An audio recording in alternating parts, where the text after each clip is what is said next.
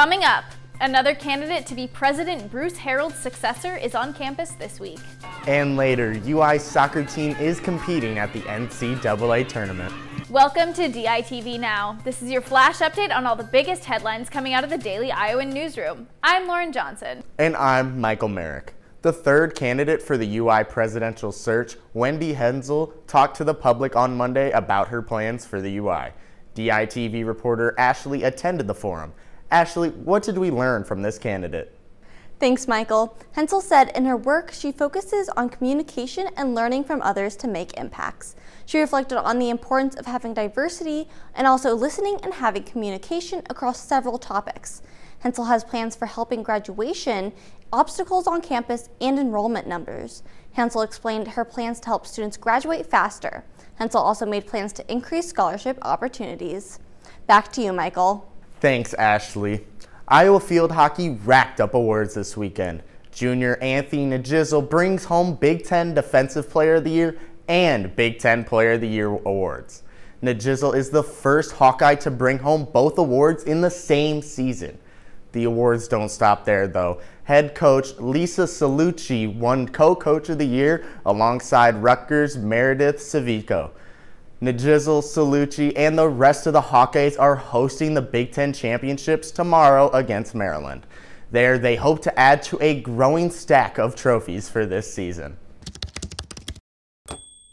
The Iowa soccer team is headed to North Carolina to battle in the NCAA tournament. The Hawkeyes ended their regular season only winning 2 games and seeded number 7 in the Big Ten tournament. Despite this, the Hawkeyes earned an automatic spot in the NCAA tournament after winning the Big Ten championship Sunday. We're all just really proud considering how our season started off and the fact that we've all stayed so invested this long. We're really excited to get the chance to keep competing. This will be the second year in a row the Hawkeyes have made an NCAA appearance. We still have to get better. We still have to invest in the process to be ready to play Campbell to create history. The Hawkeyes are set to face the Big South champions, the Campbell Camels, in the first round on April 27th.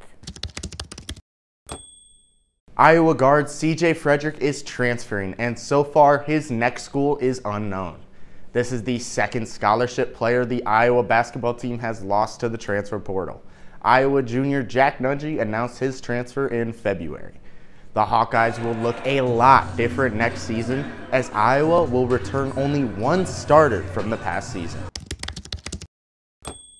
The jury is making its decision in the trial of Derek Chauvin.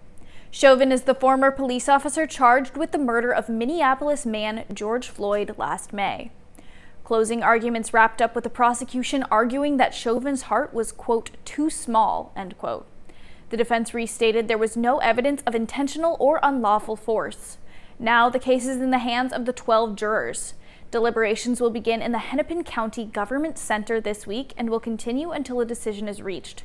It is up to the jurors for the amount of time that is needed to deliberate, but it is estimated to continue through the weekend. The Biden White House has created a commission to study the Supreme Court. DITV reporter Elizabeth Neruda is in the newsroom with more. Elizabeth, could this mean the bench is getting more justices? Thanks, Lauren. Reforms to the court system could be on the way. During President Biden's campaign, he promised this bipartisan commission to debate court issues. Currently, the Supreme Court leans conservative after Trump's 3 justice appointments, so President Biden is facing a lot of pressure from activists to balance the court ideologically. However, if the president wanted to add more Supreme Court seats, he would get a lot of pushback from conservatives opposed to court packing. This would be the first change to the size of the Supreme Court in over 150 years. Right now, this commission will spend the next 6 months studying pieces of the court system that could be reformed. These include expanding the number of justices, limiting lifetime terms, and enacting a code of conduct for the Supreme Court. So far, President Biden hasn't said whether he supports adding justices to the court. However, he might get a chance to shape the future of the court if Justice Breyer retires at the end of this term. Back to you, Lauren. Today is going to be another cloudy day in Iowa City. The high will reach 47 degrees and will drop to a low of 28 degrees by the end of the night. Thanks for tuning in to DITV Now.